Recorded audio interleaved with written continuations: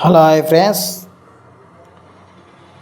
Lakshmi tiffin centre, power house road, park దగ్గర, ధన్య TV office కిందనే Lakshmi tiffin centre, power house road.